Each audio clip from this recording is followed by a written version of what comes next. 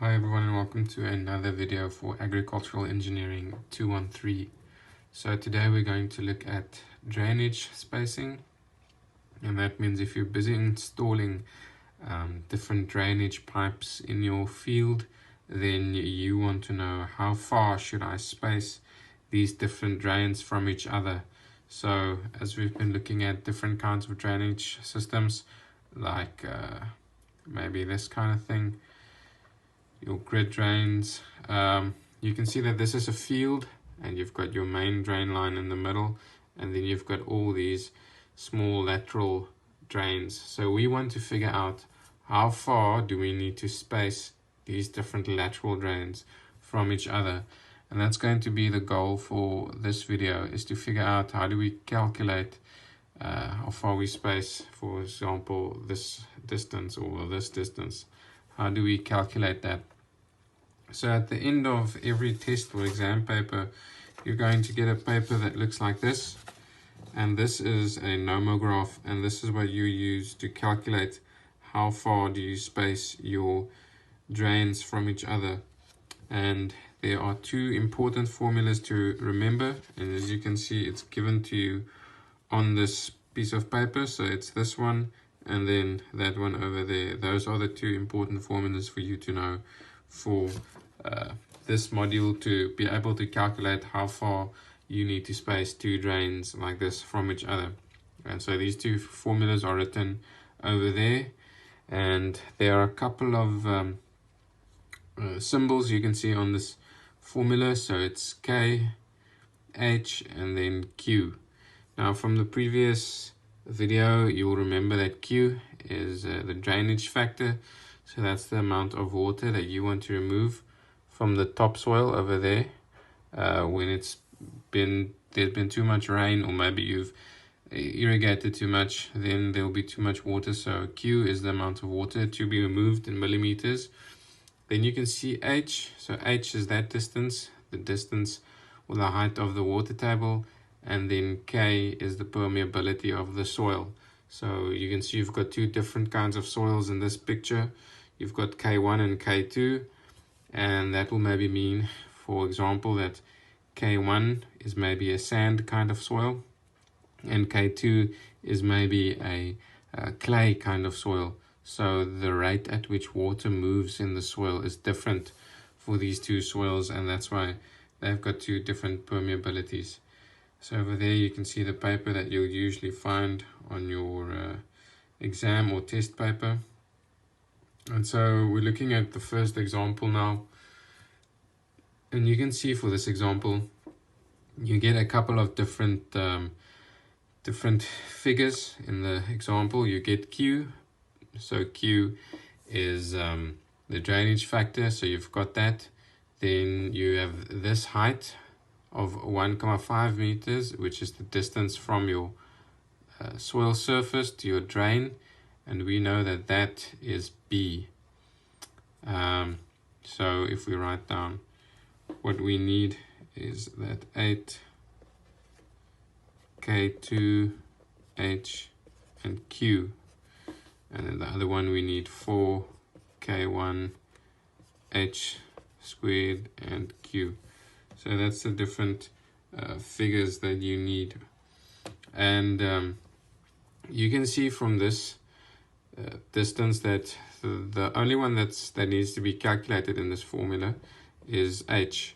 So you'll always be given B. So B is the difference from the soil surface to the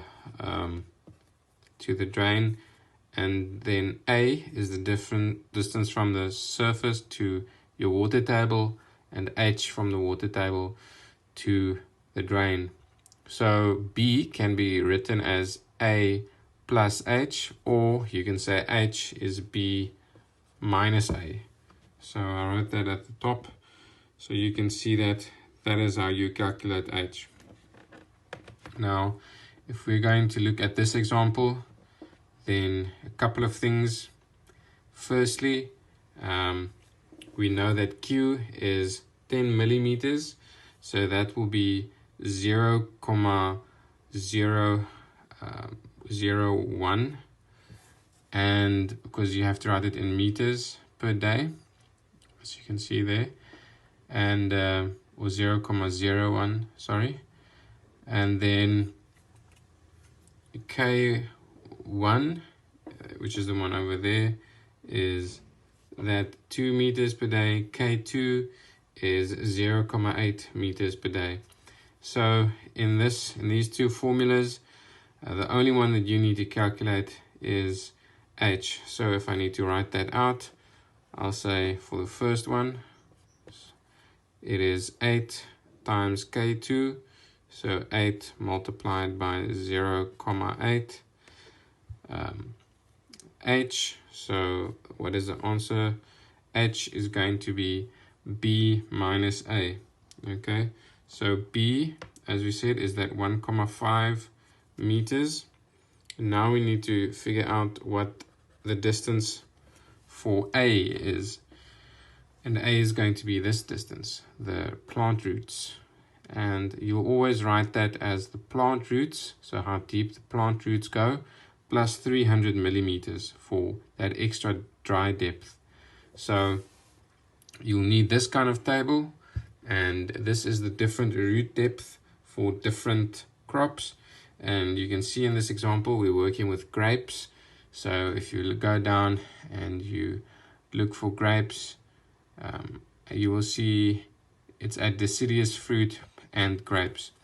So the root depth for deciduous fruit and grapes is 0,7. So that distance for A, if I go back, that distance for A, the one that you need to calculate over there, is that 0,75 plus 300 millimeters for extra depth, dry depth. And then you take all of this and you divide it by 0,01. And then for the other one, so number 2, it's 4 multiplied by K1, and K1 is 2 meters per day, then multiplied by H, and again, like I wrote at the top, H equals B minus A. So we know that B is 1,5 meters minus A.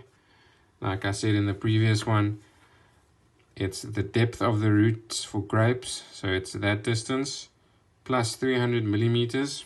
So it's 0,75 plus 300, so 0,3 divided by 0,01.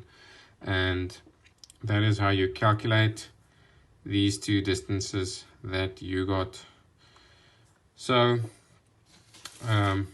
like I said in the beginning, on the back of any test or exam paper, you will get this graph.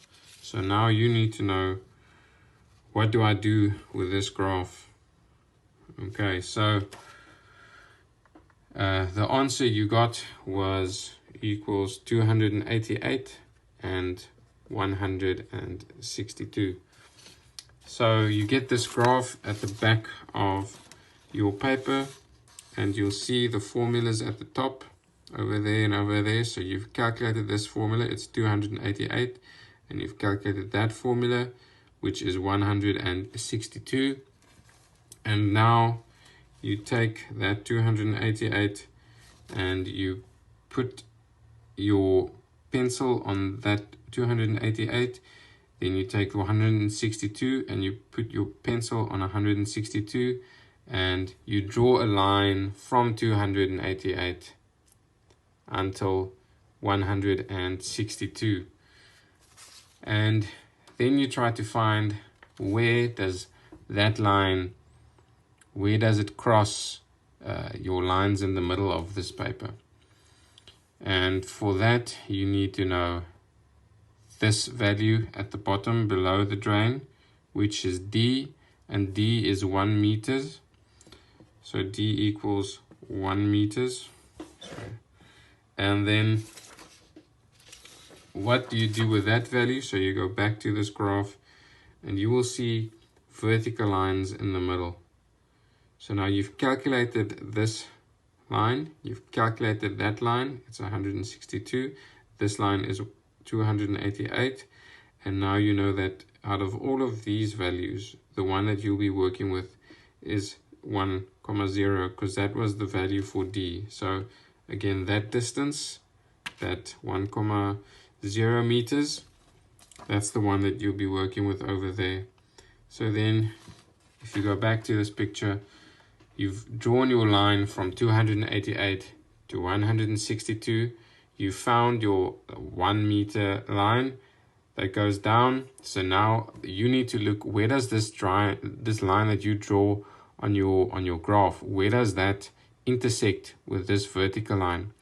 And the place where that intersection happens is right over there. So what does this mean? You look at that line and you'll ask yourself the question, which of these diagonal lines are the closest to and smaller than this point? And that is that 20 meters one. So what does this mean? If you've found that 20 meters line, then you know that L equals 20 meters. And so if you ask yourself, what does it mean for L to be 20 meters? That means that the space, so the distance that two drains, like this, the distance that two drains should be from one another, that is going to be 20 meters. So again, if you look at what we did, we calculated this value, then we calculated that value, then you took that D value, which is the distance from the drain to the impermeable layer, and then you looked at where does that intersect on your graph, and that was at 20 meters. And that is how you calculate how far your drains need to be spaced from one another. So for tomorrow and maybe the lecture after that as well, we'll look at these calculations again and do a couple more examples.